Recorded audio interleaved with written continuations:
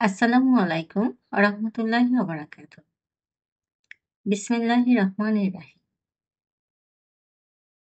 সাধু ও শয়তান চেনার উপায়। কাকে বিশ্বাস করবেন? সাধু আর শয়তান একসঙ্গে থাকলেও তাদের চেনা কিছু সূক্ষ্ম লক্ষণ আছে। সাধু ও শয়তান চেনার উপায় হলো যেমন সাধুর মনোভাব নম্র ও শান্ত।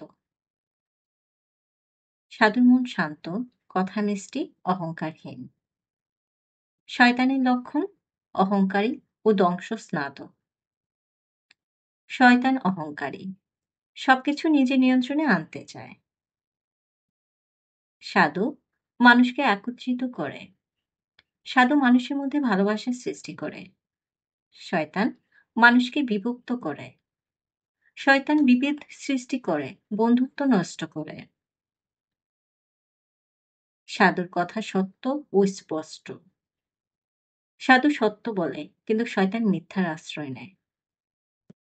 সত্য ন্যায়ের পথে চলুন, কারণ শয়তানের যান খুব সূক্ষ্ম। আপনার চারপাশে কে সাধু আর কে শয়তান, আপনি কিভাবে চেনেন? কমেন্টে লিখুন। সাবস্ক্রাইব করুন হোয়াইট বক্সে। ধন্যবাদ।